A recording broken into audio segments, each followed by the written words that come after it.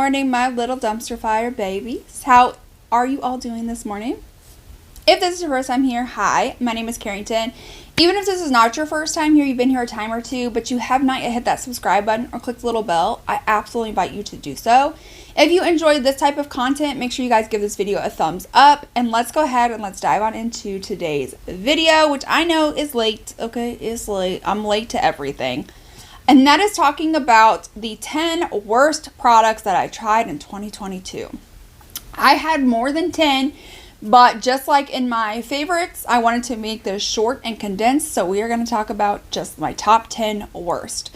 Here's the thing, I have gotten rid of quite a few of these products, actually like a lot of these products, so I'm just going to insert like pictures of it here while I talk about it, because I don't want to have to go through my whole collection and trying to remember what I did get rid of, and then being like, oh, I think I have it, and then like literally destroying my makeup trying to find it and then not having it.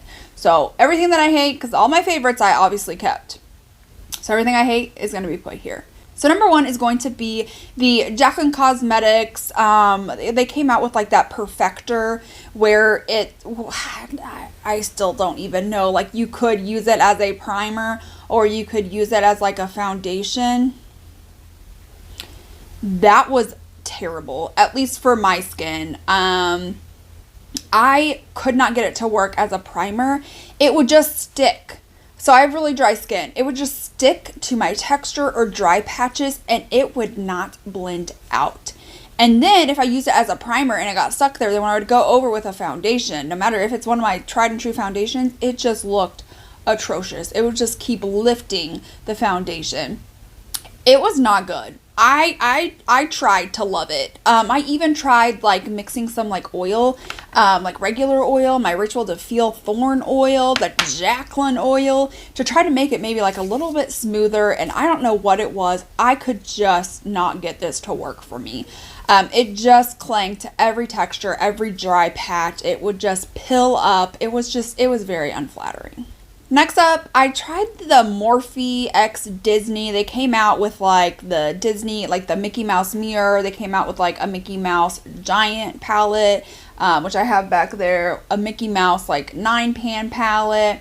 And then they came out with like 3 matte lipsticks. Listen. First of all, I'm not much of a lipstick person. I'm more of like a liquid lipstick person. But I can get on board with some lipsticks. Like the Milani matte lipsticks, those are great.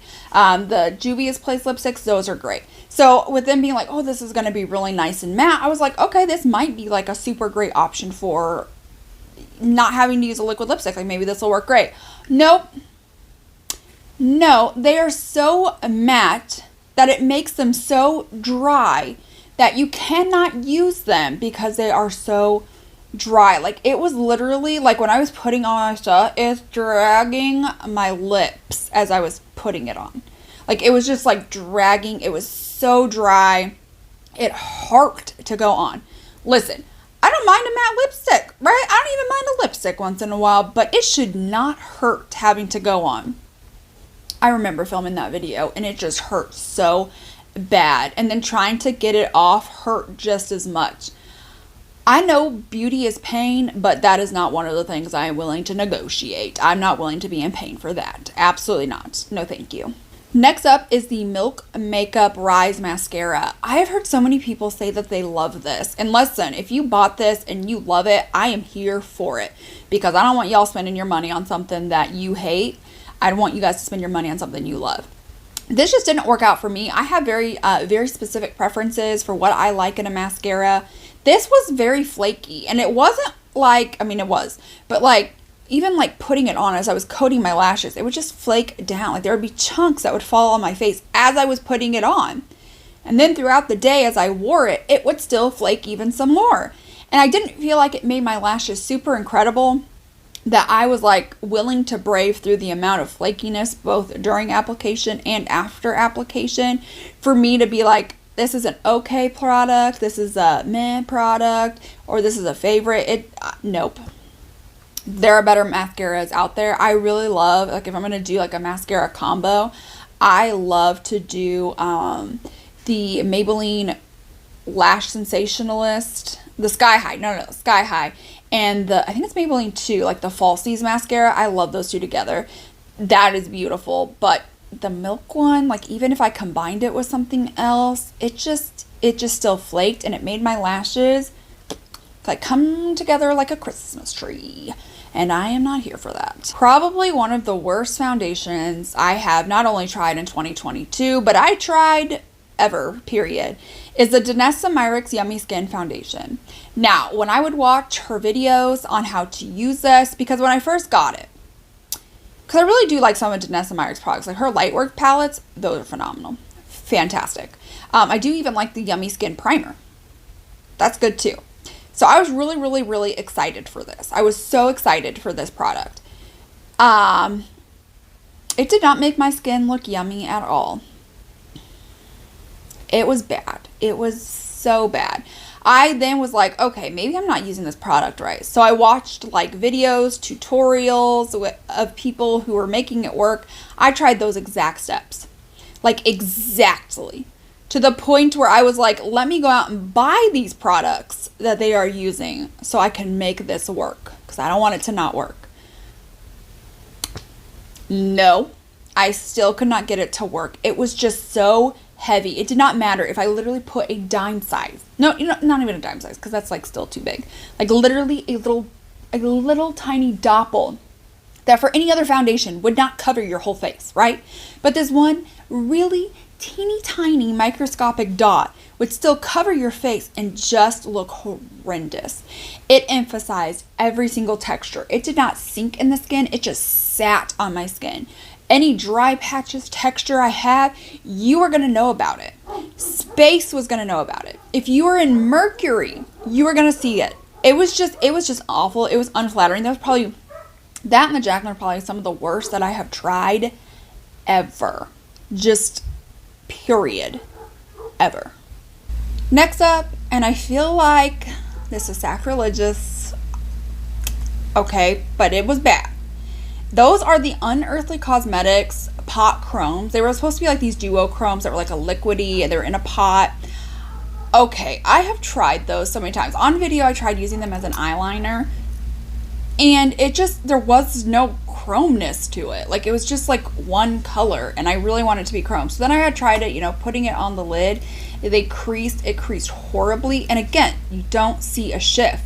And I'm just like, oh, come on. Like, I was so excited about this, but it just wasn't giving it to me, honestly. Like, and they weren't like the cheapest things, ever. So it was just disappointing that I wasted my money on those for it to have like no like duochrome to it.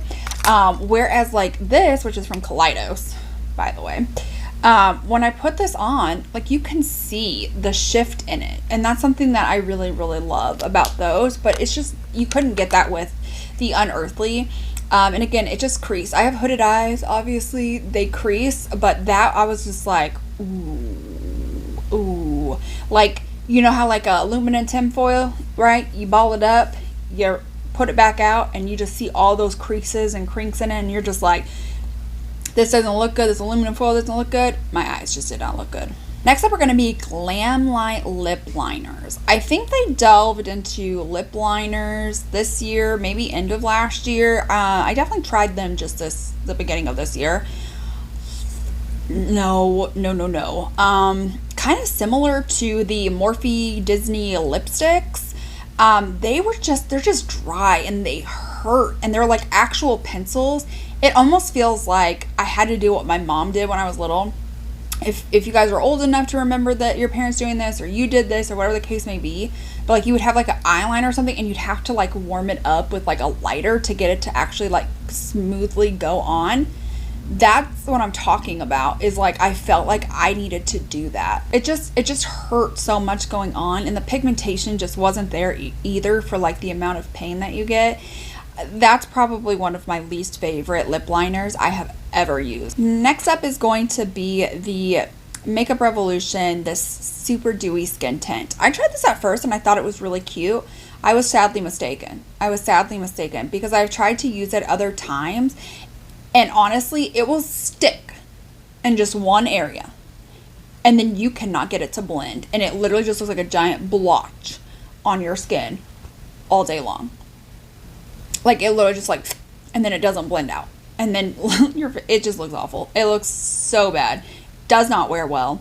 Makeup Revolution is not usually one of my favorite brands, and they just keep proving to me time and time again why. But that was so bad. I was so excited because like, ooh, a really glowy, dewy skin tint. Yes, give it to me. No, it was awful to blend out. Awful to blend out. It sank into every texture and pore I had. It just clung, and then you would like literally see like a circle of this, and then the rest of the face would look like this. But then you would have like these giant splotches of this foundation that wouldn't move all over your face. I'm not here for that. I'm not trying to do that. That's not worth my time. There's much better foundations. The next one I wanted to love because I love this brand and I love these types of products from this brand specifically. That is the Patrick Ta Holiday Cheek Palette. Now listen, they came out with a cheek thing last year. I didn't get it, but it was all raved about. Luckily, he did come out with them in singles. I love them. I love them so much. The Patrick Ta singles are fantastic. They come in like, it's like a duo actually. It's like cream on the top with like a little thing, and then a matte blush that are the same shades basically. The formulas of that, beautiful, fantastic. I don't know what was with this, but like the pigmentation, it just was not there at all. It just felt like the formula was really off too. These were more shimmery, and here's the thing, I'm not against like a shimmery blush. Like you can make a shimmery blush really, really beautiful. It just wasn't the case with this, which makes me so sad because I love Patrick Ta, and as hyped up as the one was last year, I was like, as soon as I knew this was coming out, I was like, add to cart, click, thanks, bye. Okay, thank you. Thank you. I'll see you in a couple of days when I get it. I was disappointed. I was like, yeah. Wow. I had FOMO, and now I have FOMO regret. It just wasn't the Patrick Ta formula that I love. And if he had made it like shimmery, in the formula that his originals were, I would have loved that, because again, I don't mind a shimmery blush, but it just, the pigmentation was lacking. It would pill up your foundation. That one really missed the mark. So the last two things to talk about are like bronzer type products. So the first one is going to be the Fenty Cinnamon Swirl Bronzer. It came out for like the holiday. And I really like the Fenty bronzers that she came out with like originally. She did come out with cream ones, so I'm talking like the powder one, like Shitty Biz, like things like that. Like that was a huge bronzer, and like everybody loved that.